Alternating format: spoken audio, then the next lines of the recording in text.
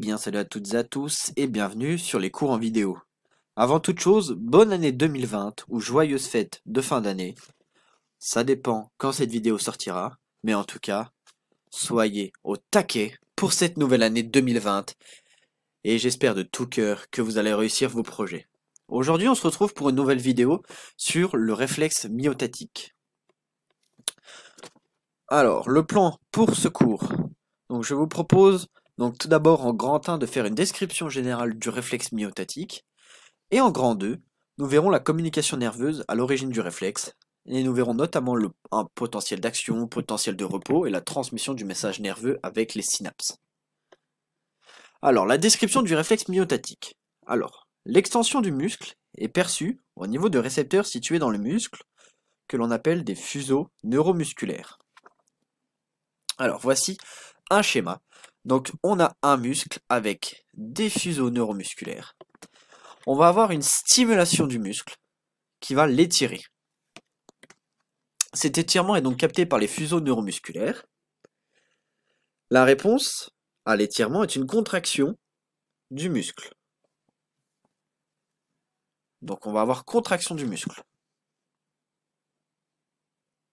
La moelle épinière et le muscle sont liés par des nerfs constitués de fibres nerveuses. Donc ici on a le muscle, ici la moelle épinière, donc ils sont en contact avec des fibres nerveuses. Donc lors de l'étirement du muscle, suite à notre stimulation, les fuseaux neuromusculaires situés sur notre muscle, stimulés, donc ils sont stimulés, génèrent un message nerveux sensitif. Quand on a un message nerveux qui va du muscle vers la moelle épinière, c'est un message nerveux sensitif ou afférent. Donc celui-ci est transmis à la moelle épinière via les fibres nerveuses du neurone sensitif. Donc neurone sensitif du muscle vers la moelle épinière sensitif. Alors maintenant, qu'est-ce qui se passe au niveau de la moelle épinière? Tout d'abord, au niveau de la moelle épinière, on a ce qu'on appelle la substance blanche et la substance grise au milieu.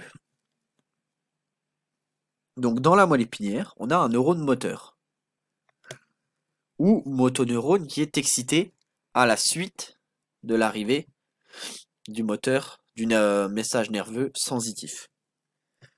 Donc un neurone moteur ou motoneurone est excité et celui-ci transmet un message nerveux moteur ou efférent qui circule dans les fibres nerveuses motrices. Donc, je récapitule, quand on va du muscle vers la moelle épinière, c'est un message sensitif avec un neurone sensitif.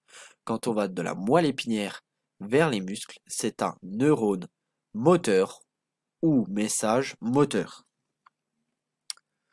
Donc celui-ci transmet un message nerveux moteur qui circule dans les fibres nerveuses motrices. Donc ici. Ce message arrive au niveau de la plaque motrice, donc pas représenté sur ce schéma, mais imaginez la plaque motrice ici. Donc ce message est à l'origine de la contraction du muscle. Il n'y a que deux neurones en jeu, un neurone sensitif, un neurone moteur. Il y a donc une seule synapse entre les deux neurones, on parle de circuit monosynaptique. Donc, pour résumer, donc on a un muscle extenseur. Il va s'étirer suite à une stimulation. Cet étirement va être capté par les fuseaux neuromusculaires, va envoyer un message sensitif à la moelle épinière. La moelle épinière capte le message nerveux sensitif et renvoie un message nerveux moteur via des neurones moteurs jusqu'à un muscle fléchisseur qui va se fléchir et donc extension de la jambe en finale. Donc ici on a stimulus positif, cette stimulation de la contraction du muscle, et stimulus négatif, absence de stimulation de la contraction du muscle. Donc voilà pour la description du réflexe myotatique, de manière générale. Ensuite on va partir à la deuxième partie, la communication nerveuse à l'origine du réflexe. Et on va commencer à parler de potentiel de repos et potentiel d'action. Alors, La répartition ionique entre l'intérieur et l'extérieur de la cellule induit une différence de potentiel entre les faces internes et externes de la membrane plasmique. Donc je ne voulais pas représenter parce que c'est un peu compliqué, mais vous allez comprendre. En l'absence de stimulation, cette différence est appelée potentiel de repos. Il varie d'une cellule à l'autre, à moins 50 à moins 70 millivolts pour les neurones, moins 90 millivolts pour les cellules musculaires. Donc voici un graphe que je vous ai pris là. Donc voilà, potentiel membranaire, potentiel de repos, on est là, on est à moins 60 environ sur le graphique, mais ça va de moins 50 à moins 70. Le potentiel de repos des cellules excitables peut être modifié ponctuellement. Lorsque cette modification est transmise sur de grandes distances, on le nomme potentiel d'action. Et le potentiel d'action, c'est une modification brève, réversible et stéréotypée de la polarité membranaire d'une cellule excitable, apparaissant lors d'une dépolarisation préalable à faire atteindre une valeur seuil au potentiel de membrane. On parle de loi de tout ou rien. Si l'intensité de stimulation a permis l'apparition du potentiel d'action, celui-ci aura une amplitude et une forme constante. L'information est codée par la fréquence des potentiels d'action transmis le long de la membrane. Donc pour vous faire plus simple, on a ici un graphique du potentiel d'action du temps en fonction du potentiel membranaire, donc avec les caractéristiques d'un potentiel d'action. Le potentiel d'action, il a plusieurs étapes. On a le potentiel de repos comme on a vu. On va avoir une stimulation atteignant au moins le seuil. Il faut un seuil pour déclencher le potentiel d'action. On va avoir un temps de latence et on va avoir une dépolarisation de notre membrane. Donc ici une dépolarisation jusqu'à plus 40. Phénomène de dépolarisation. Si on a dépolarisation, on va avoir repolarisation. Donc juste après, repolarisation, mais pas, on ne retourne pas au potentiel de repos. On descend ici jusqu'à moins 70. Moins 70. On parle d'hyperpolarisation. Et ensuite, on va avoir remonté et atteindre le seuil normal du potentiel de repos. Plusieurs étapes. Temps de latence, enfin, potentiel de repos, temps de latence, dépolarisation, repolarisation, hyperpolarisation. Et ça, c'est les caractères d'un potentiel d'action. C'est un potentiel, c'est une stimulation qui va bouger le potentiel dans notre membrane. Donc le potentiel d'action, il vient avec la transmission du message nerveux. Donc la transmission du message nerveux se fait au niveau d'une synapse, où les cellules sont séparées par la fente synaptique. Ici, on prendra l'exemple d'une synapse chimique. Donc, avant de vous expliquer une synapse, j'aimerais que vous annotiez de 1 à 8, A, B, que vous annotiez ce que vous pouvez annoter, avant qu'on corrige. Alors, voici les réponses que l'on attendait.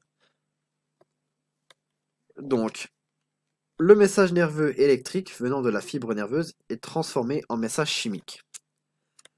À l'arrivée d'un potentiel d'action, la cellule présynaptique, donc ici la A, va libérer un neurotransmetteur par exocytose de vésicule, stocké au niveau du bouton synaptique. Alors, donc, notre post-synaptique, notre présynaptique, donc va recevoir une information électrique. Elle va la transformer en signal chimique à travers des vésicules synaptiques avec des neurotransmetteurs. Ces vésicules vont venir se coller au bouton synaptique, donc c'est l'extrémité de la synapse, au bouton synaptique, vont fusionner et vont libérer les neurotransmetteurs. Cette fusion, on parle d'exocytose. On y reviendra après, où on en a déjà parlé si vous avez la vidéo, si vous avez vu la vidéo sur la réponse innée. On a parlé d'exocytose, donc je vous mets la fiche juste en haut. Donc, on a exocytose, on a libération des neurotransmetteurs dans la fente synaptique. Alors, ce neurotransmetteur se lie ensuite à des récepteurs, donc ici en 5, récepteurs postsynaptiques. et dont l'ouverture est à l'origine de la création d'un nouveau potentiel d'action. Donc, les neurotransmetteurs vont venir se fixer aux récepteurs postsynaptiques et vont créer un nouveau potentiel d'action dans la synapse et continuer le chemin.